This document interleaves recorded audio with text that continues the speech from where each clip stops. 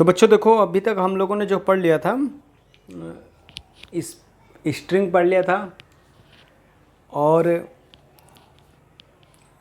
Spring weighing machine पढ़ लिया था। वेइंग मशीन स्ट्रिंग पढ़ लेने के बाद अब हम लोग पढ़ते हैं अगला टॉपिक इसी में, स्प्रिंग फोर्स।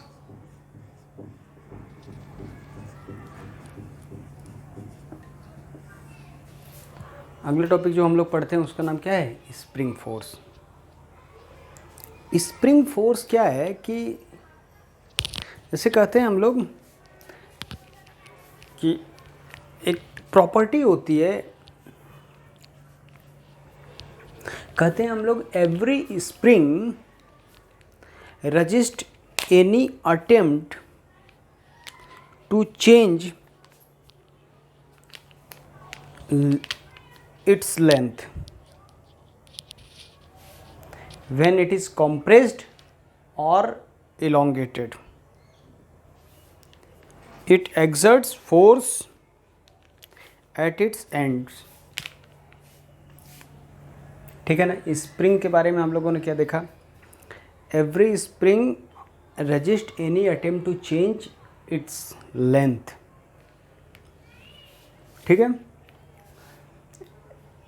कोई भी स्प्रिंग होगा, मतलब स्प्रिंग आप देखे होंगे तो स्प्रिंग को आप इलोंगेट करने की कोशिश करो, चाहे कंप्रेस करने की, दबाने की कोशिश करो, दोनों ही केस में वो क्या करता है? फोर्स लगाता है। वो अपने आप प्रैक्टिकली आप देख सकते हो। स्प्रिंग अगर आपके पास हो कि स्प्रिंग अगर ये है तो स्प्रिंग को कंप्रेस करो, ये स्प्रिंग है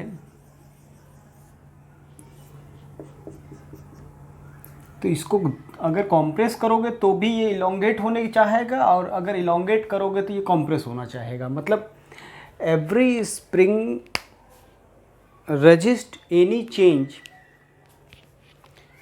any attempt of change its length, either it is elongated और compressed. Force exerted by spring at its ends. कैसे होता है कि स्प्रिंग क्या चाहता है? Spring always try to maintain its natural length. ये नेचुरल लेंथ, मान लो ये स्प्रिंग है, अभी ये L0 लेंथ है। L0 को हम लोग क्या बोलते हैं? Natural length.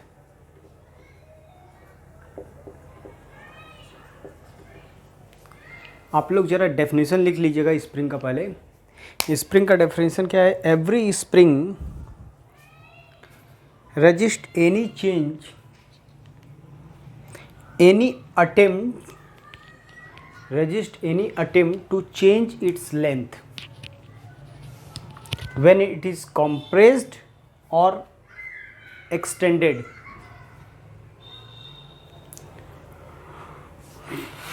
It exerts force at its ends.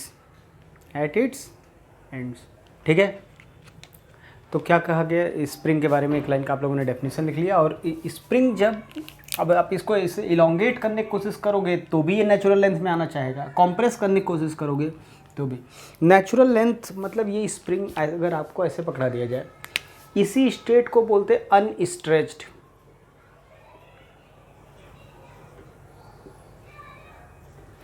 Length या नॉन अनडिफॉर्म्ड, अनडिफॉर्म्ड, नॉन डिफॉर्म्ड लेंथ, ये नेचुरल लेंथ बोलते हैं। इसमें स्प्रिंग क्या इस पॉइंट, इस पोजीशन को बोलते हैं मीन पोजीशन। स्प्रिंग का ये वाला एंड किस पोजीशन पे? Mean position. मीन पोजीशन से अगर हम इलोंगेट करें, मान लो एक इंसान इसको बाहर खींचना चाहे, इलोंगेट करना चाहोगे, इसको थोड़ा और इलोंगेट करोगे, एक्स आपने इलोंगेट कर दिया। इस स्टेट को क्या बोलते हैं? ये वाला ऊपर वाला स्टेट होगा, इसको बोलते हैं इलोंगेटेड स्टेट।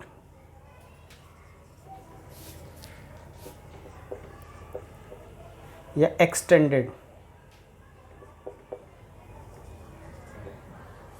ठीक है ना। या फिर डिफॉर्म्ड स्टेट।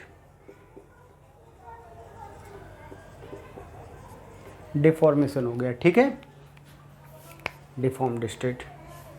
तो यहाँ तक की बात अपने को समझ में आ गया है। अब इसमें क्या हुआ, आपने इलोंगेट कर दिया,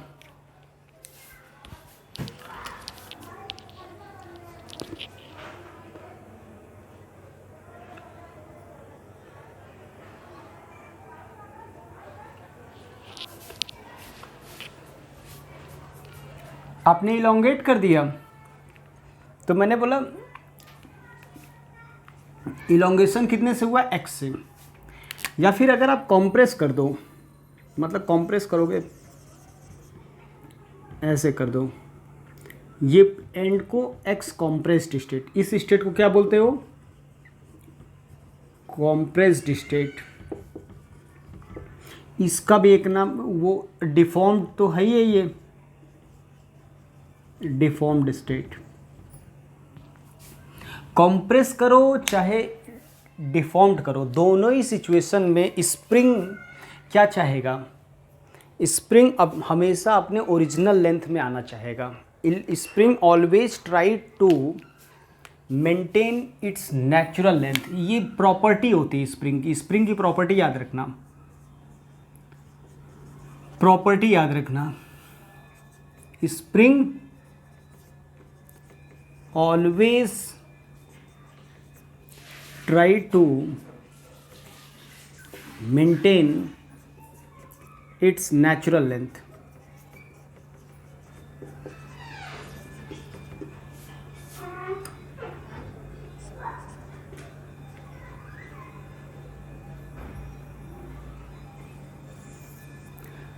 ये एक इम्पॉर्टेंट प्रॉपर्टी है। स्प्रिंग हमेशा क्या चाहता है, नेचुरल लेंथ में बना रहना चाहता है, और नेचुरल लेंथ में स्प्रिंग कोई फोर्स नहीं लगाता, कुछ नहीं होता है।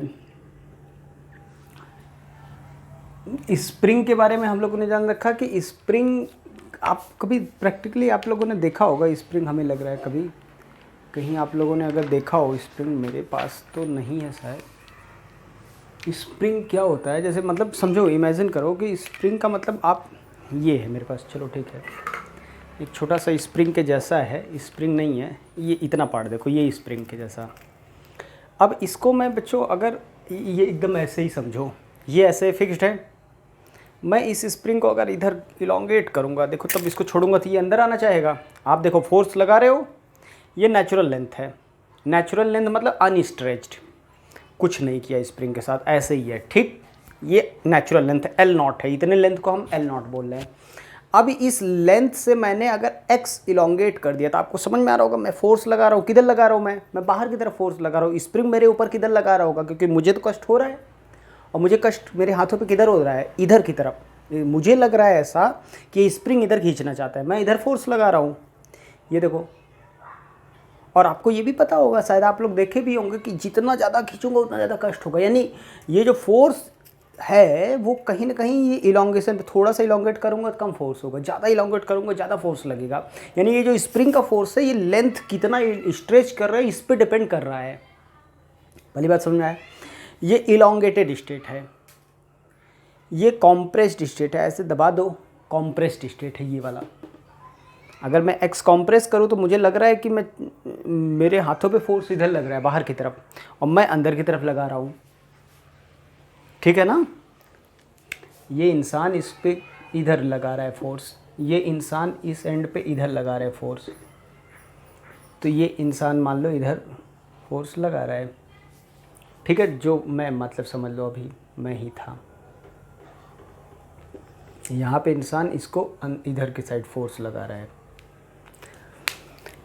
ये पूरी बात समझ में आया, ये हमें लग रहा है कि इसका फील आ गया होगा। आप यही देखो ना, ये इलोंगेटेड स्टेट है, ये कॉम्प्रेस्ड स्टेट है। दोनों ही सिचुएशन में स्प्रिंग क्या चाहता है, हम ऐसे कर रहे हैं तो स्प्रिंग लेंथ बढ़ाना चाहता है, मेरे हाथों पे फोर्स इधर लगा रहा है, चाह रहा है कि इधर चला जाऊं, और ऐसे कर रहा हूं तो अंदर की तरफ फोर्स लगा रहा है। तो मतलब मिला जुला के अंदर बाहर स्प्रिंग फोर्स किधर लगा रहा है, ये सारी बातें हम लोग समझेंगे।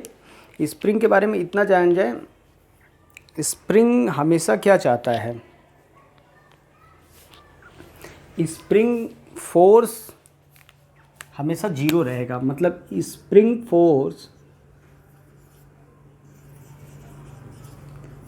Is zero when it is in natural length. याद रखिएगा, ये स्प्रिंग क्या चाहता है, हमेशा नेचुरल लेंथ में बना रहना चाहता है, और स्प्रिंग नेचुरल लेंथ में रहेगा तो स्प्रिंग कोई फोर्स नहीं लगाएगा। ठीक है। अब ये बताओ, मैं बच्चों अगर मैं स्प्रिंग पे इतना ला के रोक दूँ, ऐसे होल्ड किया हूँ, तो मुझे तो लग रहा है, देखो मुझे ऐसा महसूस हो रहा है कि मैं ये वाला हाथ छोड़ूँ तो ये इधर आ जाएगा, और ये वाला हाथ छोड़ूँ तो इधर आए। मेरे दोनों हाथों पे मैं बताऊँ मेरे कष्ट क्या हो रहा है। मेरे इस हाथ पे फोर्स अंदर महसूस हो रहा है, इस पे इधर महसूस हो रहा है। स्प्रिंग दोनों तरफ से अंदर खींचना चाहता है, और अगर ऐसे दबा रहा हूँ मैं, तो मेरे दोनों हाथों पे बाहर की तरफ फोर्स स्प्रिंग लगा रहा है। इस पर भी लगा रहा है, इस पर भी लगा रहा है। तो स्प्रिंग दोनों एंड पे फोर्स लगाता है, याद रखो। स्प्रिंग फोर्स कैसे लगाएगा? स्प्रिंग फोर्स इस पे क्या चाहेगा, स्प्रिंग बढ़ना चाहता है तो दोनों साइड बाहर लगाएगा स्प्रिंग फोर्स। इसमें क्या चाहेगा, कम होना चाहेगा, तो कम होने के लिए स्प्रिंग फोर्स अंदर लगाएगा। इस पे स्प्रिंग फोर्स जीरो। स्प्रिंग के बारे में हम लोगों ने इतना समझा।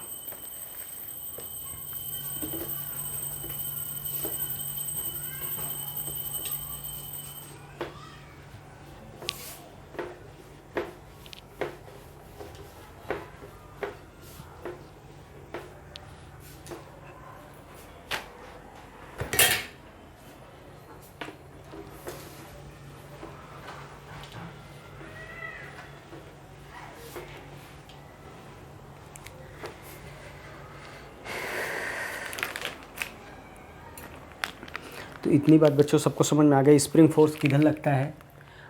कॉम्प्रेस्ड स्टेट है तो आउटवर्ड लगेगा, दोनों एंड पे बराबर लगेगा स्प्रिंग फोर्स।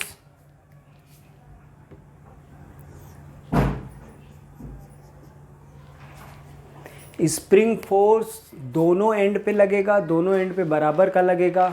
ठीक है। और इक्वल लगेगा, अपोजिट लगेगा, याद रखिएगा। स्प्रिंग अगर नेचुरल लेंथ में है, मतलब यही स्प्रिंग है, मैं ऐसे बना के दिखा दूँ, ये स्प्रिंग अगर नेचुरल लेंथ में है,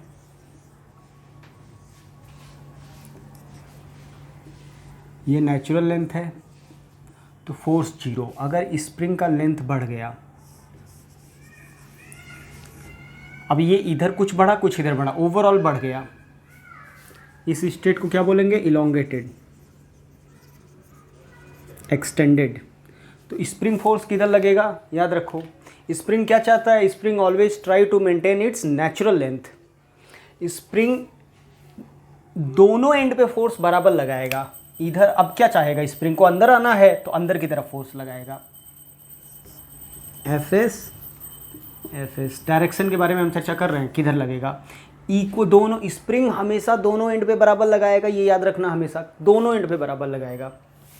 और अगर मैं कॉम्प्रेस्ड स्टेट में ला दूं तो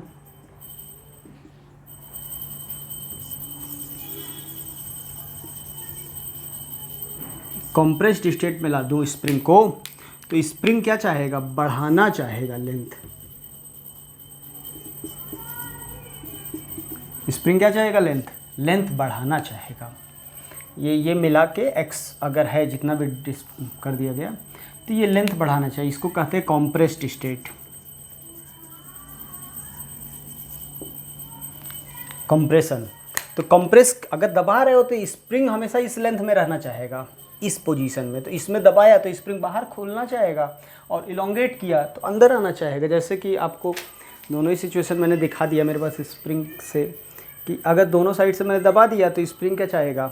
बढ़ना चाहेगा। दोनों साइड पे मेरे इस पे इधर फोर्स महसूस कर रहा हूँ, मैं इस पे इधर कर रहा हूँ, तो स्प्रिंग ही लगा रहा होगा ऐसे। और अगर मैं ऐसे फोर्स लगा रहा हूँ तो मुझे देखो कष्ट हो रहा है, मैं इस पे मेरा अंदर लग रहा है, उधर से अंदर लग रहा है, अंदर की तरफ फोर्स। याद रखेंगे ये डायरेक्शन को लेके, डायरेक्शन याद रहेगा सबको।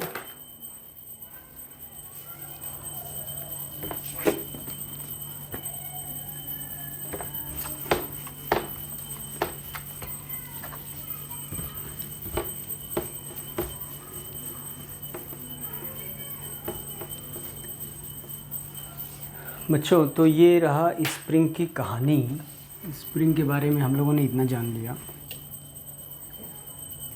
तो स्प्रिंग के बारे में इतना जान लिया तो ये भी जान जाओ कि स्प्रिंग का मैग्नीट्यूड, स्प्रिंग फोर्स एक वेक्टर क्वांटिटी है। तो वेक्टर के पास दो चीज़ें होता है, डायरेक्शन और मैग्नीट्यूड। डायरेक्शन और मैग्नीट्यूड दो चीज़ होता है फोर्स के पास।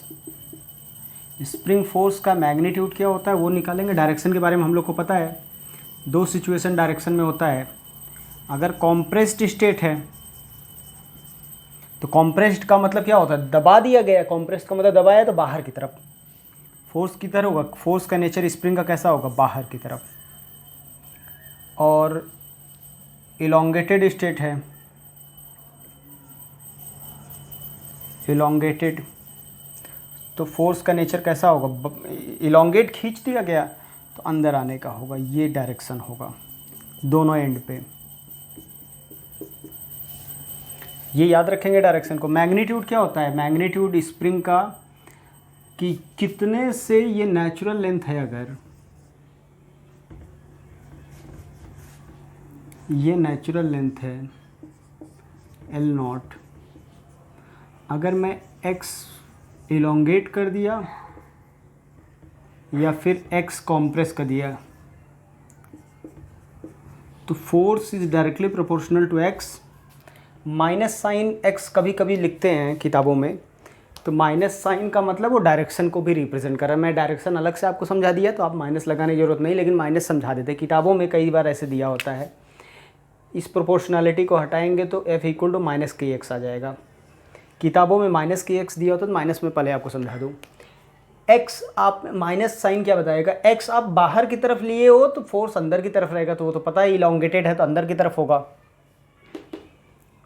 और मतलब एक्स इधर है तो फोर्स अंदर है, और एक्स इधर है तो फोर्स बाहर है। तो ये इसका अपोजिट है, इसलिए तो हमें तो कोई लेना देना है। हम यहाँ से मैग्नीट्यूड केवल देखेंगे, तो माइनस का बात ही नहीं था। हम मैग्नीट्यूड की बात करें, मॉड में लगा के एक्स मैग्नीट्यूड। इस के को बोलते हैं स्प्रिंग कांस्टेंट। आपको पता ही होगा बहुत प्रकार के स्प्रिंग होते हैं, कुछ ज़्यादा मजबूत होते हैं, बहुत ज़्यादा मेहनत लगेगी कंप्रेस करने में, कुछ बहुत हल्के होते हैं। तो वो स्प्रिंग मटेरियल पर डिपेंड करेगा। ये आपको दिया रहेगा हमेशा। इसका यूनिट क्या होगा, तो इसका यूनिट होता है न्यूटन, इसका यूनिट होता है मीटर। डिवाइड करोगे तो के का यूनिट क्या होगा, न्यूटन पर मीटर। हमें याद रहेगा, कभी भूलेंगे नहीं इसको।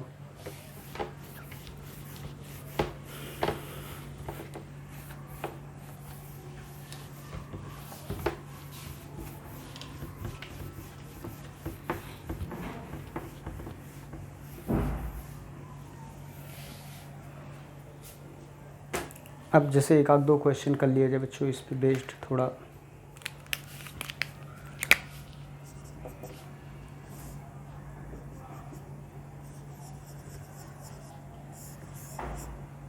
ये 10 kg है, स्प्रिंग कांस्टेंट के दिया है 100 न्यूटन पर मीटर। Find extension.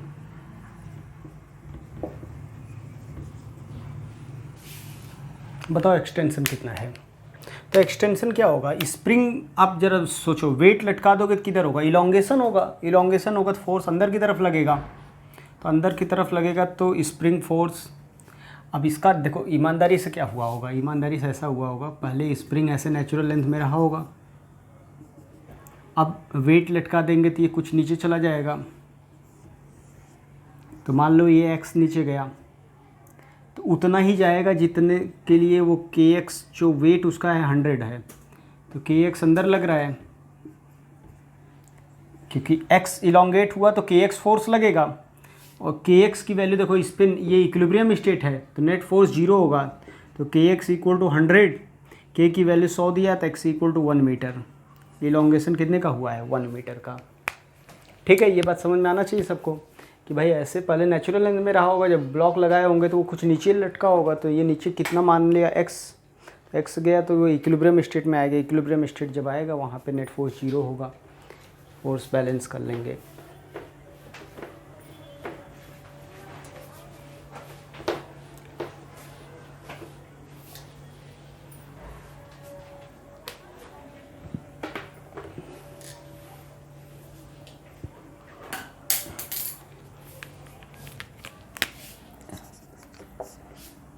जैसे बच्चों मैं ये कहूँ कि एक ब्लॉक यहाँ पे लटका है, नीचे ग्राउंड है, स्प्रिंग से ये स्प्रिंग के इस एंड से ये 10 सेंटीमीटर की दूरी पे है। स्प्रिंग कांस्टेंट है, के की वैल्यू 100 न्यूटन पर मीटर। ठीक है, एक ब्लॉक में अगर 5 kg का लगा दूं तो क्या होगा, ये नेचुरल लेंथ है L0, तो ये नीचे आएगा, नीचे आएगा तो कितना आएगा, नीचे आएगा तो कुछ, अब कितना आएगा पहले उसको पता कर लिया जाए, क्योंकि नीचे जाना अलाउड है 10, और इसको इक्विलिब्रियम में रहने के लिए कितने की ज़रूरत पड़ेगी, रिक्वायर्ड लेंथ कितना है, मान लिया नेचुरल लेंथ से x नीचे जाना चाहिए इसको, तो ये 50 न्यूटन। बात समझो पहले, इसको पहले भूल जाते हैं, इसको इक्विलिब्रियम में रहने के लिए कितने की ज़रूरत है, तो कितने की ज़रूरत है तो ये आप बता लेंगे, तो आपको लग रहा होगा कितने की ज़रूरत है, तो इसको इक्विलिब्रियम में रहने के लिए चाहिए मुझे कितना, kx इक्वल टू 50, के की value 100, x equal to 50 centimetre, और अवेलेबल कितना है 10 सेंटीमीटर। तो अगर 10 सेंटी यानी पूरा ग्राउंड पे आ जाएगा ये, तो पूरा ग्राउंड पे जब आ जाएगा, डायग्राम बनाओ तो ग्राउंड पे आने के बाद, तो अब ये 10 ही सेंटीमीटर है, स्प्रिंग फोर्स यानी कितना हुआ है, स्प्रिंग फोर्स kx, के की वैल्यू 100, x की वैल्यू 0.1, उसका तो इसका एफबीडी बनाओगे देखोगे कैसा, kx लग रहा है 10 न्यूटन, उसका वेट है जो 50 न्यूटन, नॉर्मल रिएक्शन n की वैल्यू कितना आ जाएगा, बाकी वेट का पूरा पार्ट ये बैलेंस नहीं कर पा रहा है, तो n 40 न्यूटन तक ये एफबीडी बनाओ, n + 10 equal to 50, n + 10 equal to 50, तो n इक्वल टू 40 न्यूटन तक तो ये बैलेंस करेगा। ठीक है, ये रहा बेसिक बच्चों, इस पे कुछ क्वेश्चन हम बाद में कराएंगे अगले टर्न पे।